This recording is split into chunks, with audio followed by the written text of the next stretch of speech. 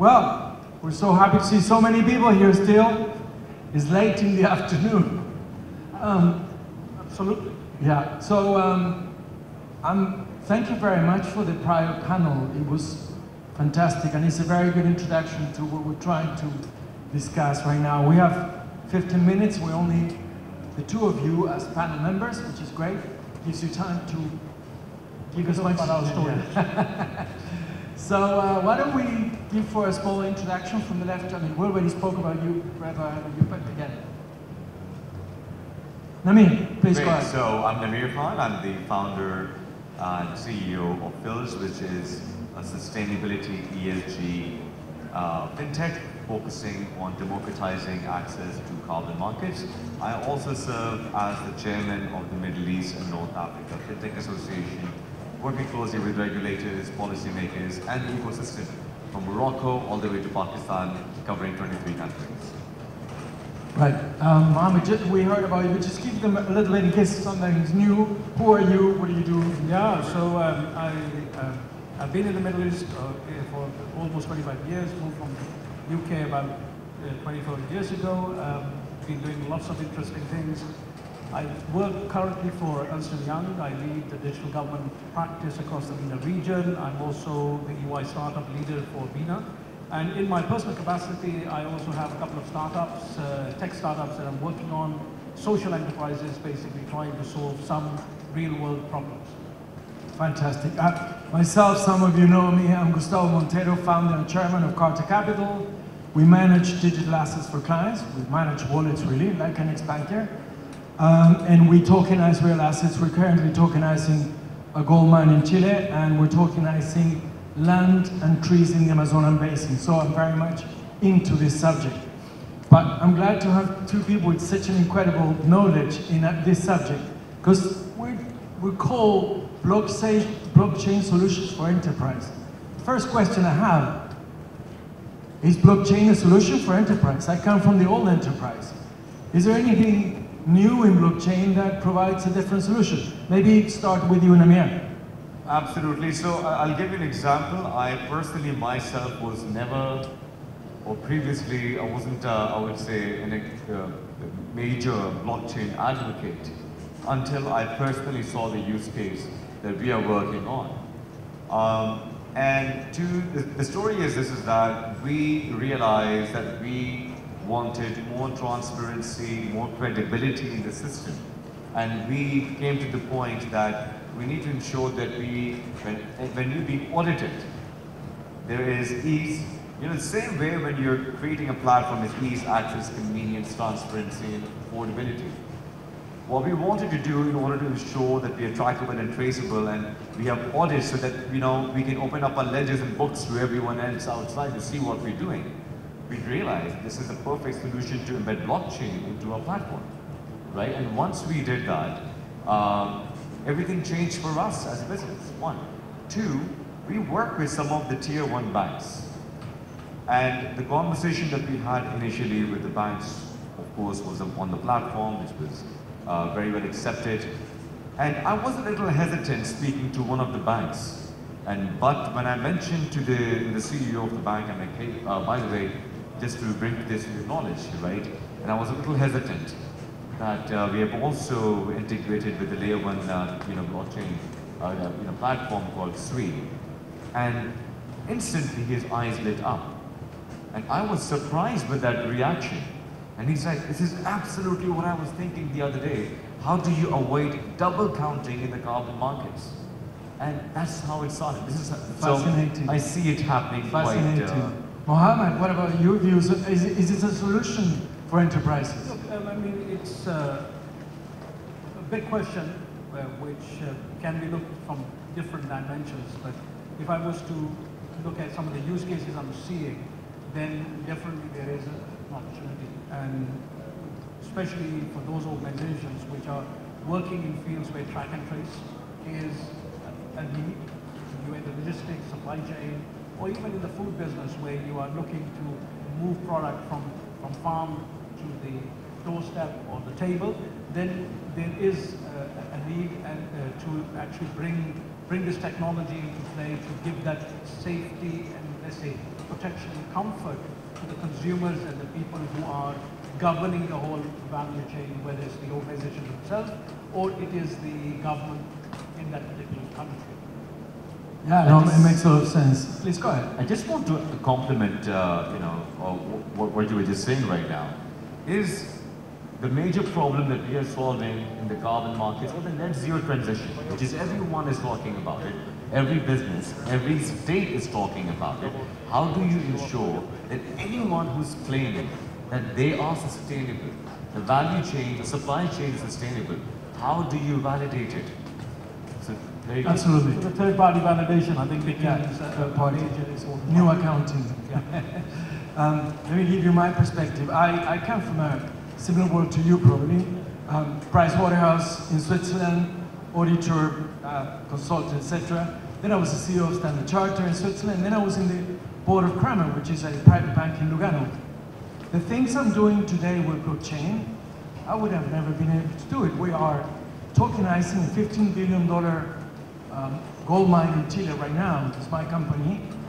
And we are going to give, what you said before, the world the option to own $1 of that mine. That did not exist in my times, at least, when I was doing it. So, you have a comment on that, Mohammed? No, I was going to say, even today, if you think about it, the access to capital, and from the other side, as an individual, access to opportunity is very limited. And even today, the majority of these opportunities are not in the access for me or you or common man on the street. So this is definitely a way forward in which we can bring a gold mine from somewhere to the doorstep of someone in any part of the world, whether it's Africa, Asia, or Western Europe, to have a piece of the action and potentially generate some wealth, additional wealth for themselves. Certainly generate wealth. That's part of what we're doing. Any further comments on that? On the actual fractionalizing of the asset and offer it to everybody else in the world? So that's what we do on fractionalization of carbon credits, right? Because right now when you go and buy carbon credits from an exchange, it's a minimum trade of 1,000 tons. Whereas we saw that as a problem. And then we leveraged, of course, blockchain technology itself to ensure that we're able to fractionalize in a manner and be able to offer businesses to even buy grams, if not kgs, of carbon offsets as well. Fantastic, that makes a lot of sense. So let's move a bit on into the solutions, right?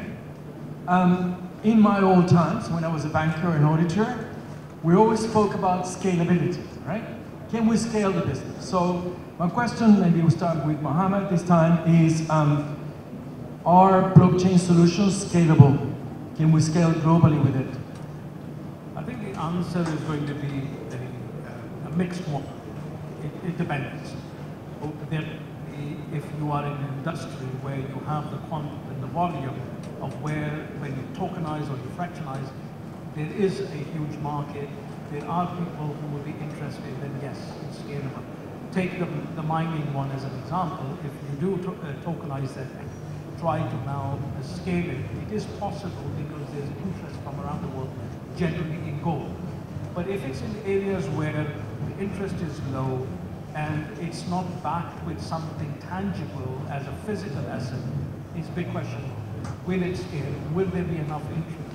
For anything, whether it's a startup product, there's always two dimensions to look at, and I'm going to steal Guy Kawasaki's way of looking at opportunities into the 2x2 matrix of how unique is it and how desirable it is. Between the two, there is a sweet spot.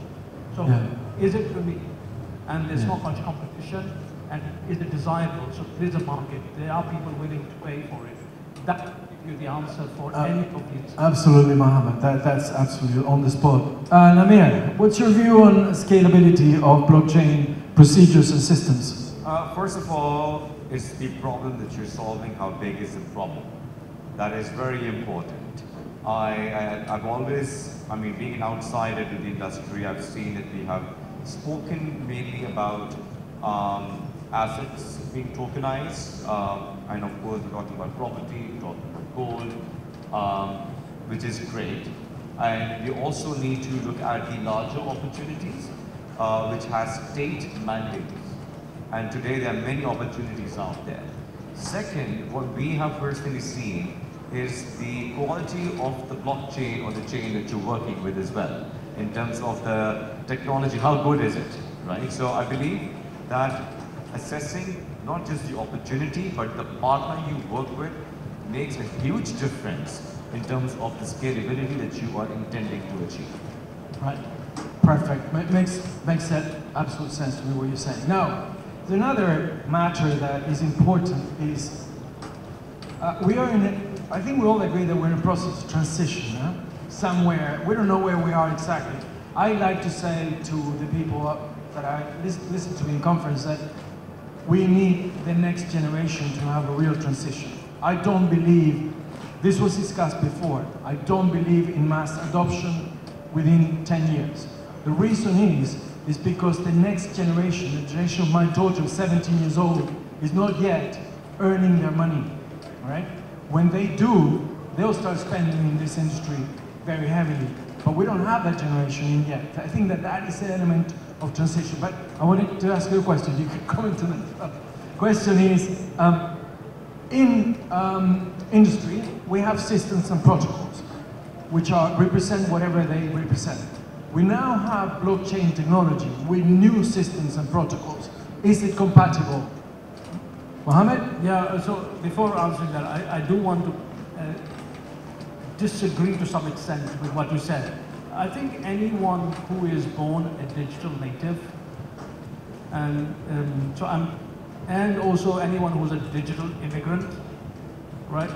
So, which gives space to some of us, then definitely we are going to see a rise. Because I do understand what you're saying in terms of anyone who's 17, 16, 15, 18-year-old, maybe they're not earning at the moment, but the one thing that is common is that they're learning how to live, or they've grown up living in a virtual world.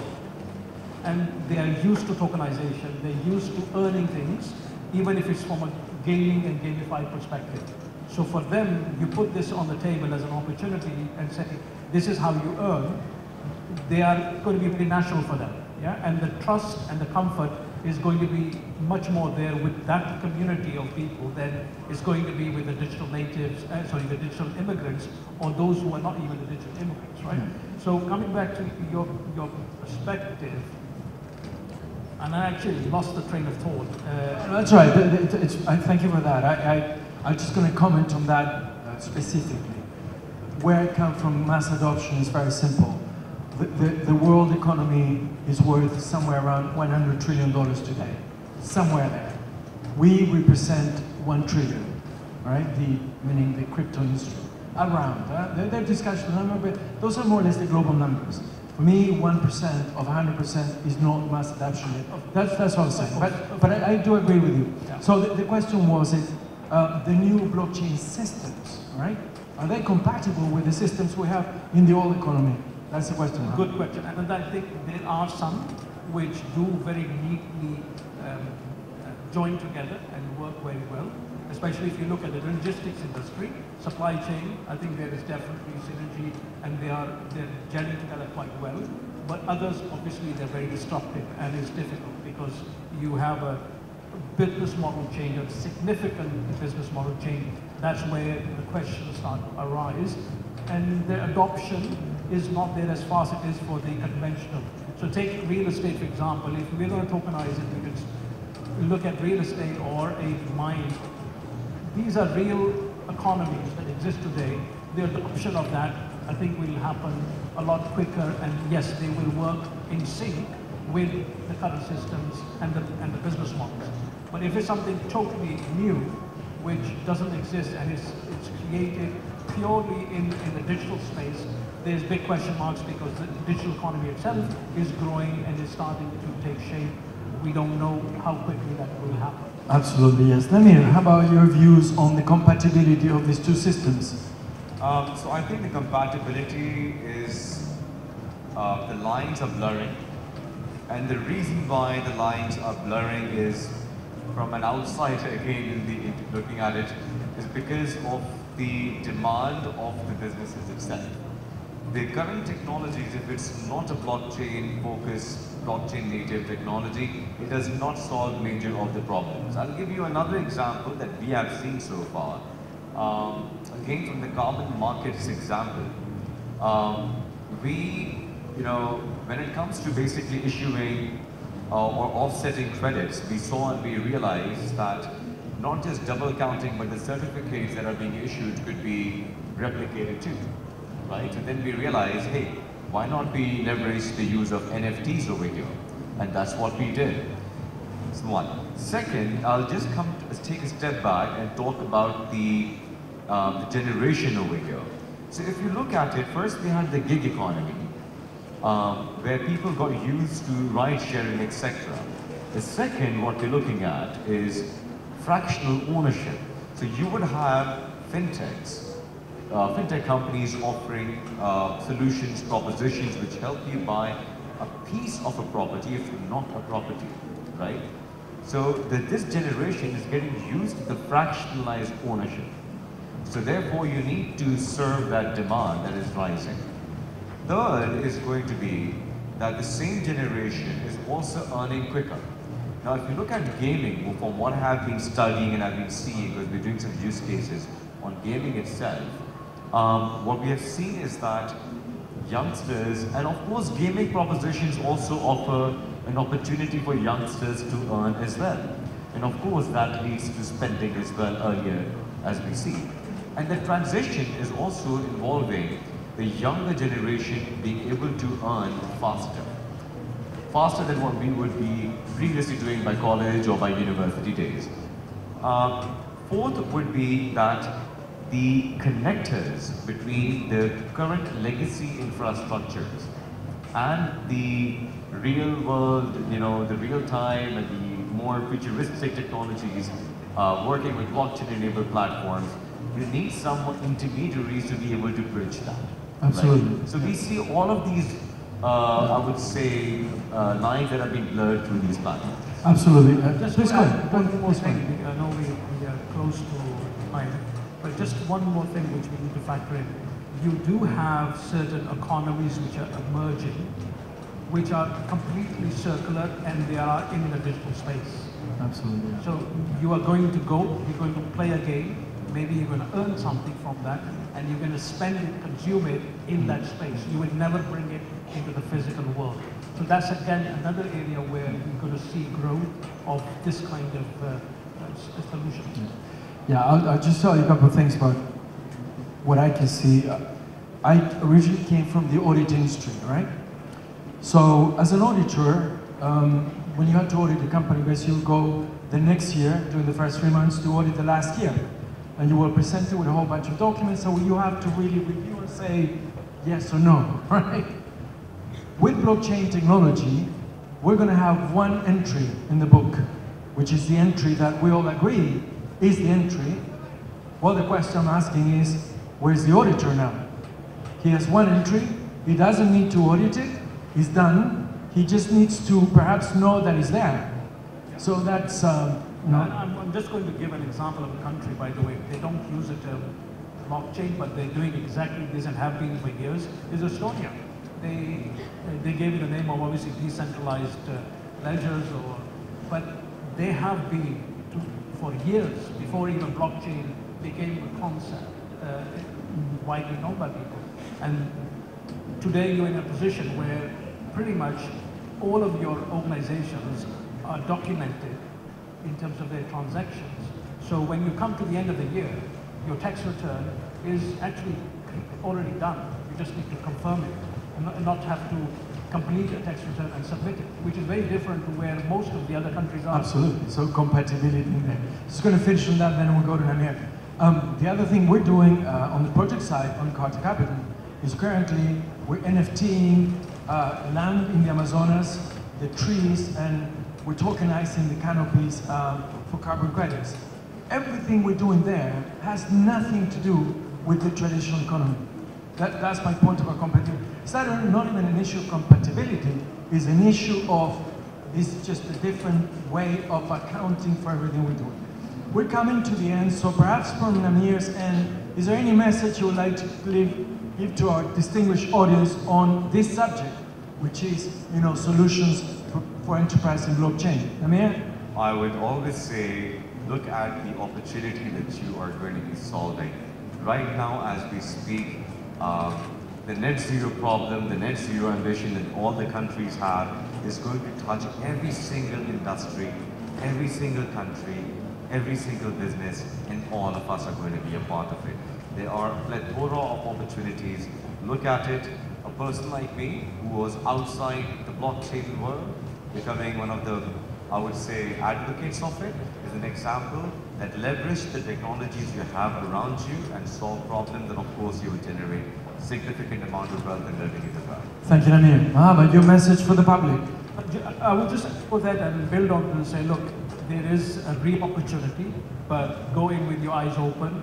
And for organizations, look at this as a possible track to move the needle on how you want to raise finance, capital. There are different sources, and this is one of them. Yes, stay with the traditional, but do experiment. Fantastic. So our time is up. Thanks, AIBC. Thanks, Olga, in particular, for giving us the opportunity. And let's have a picture together.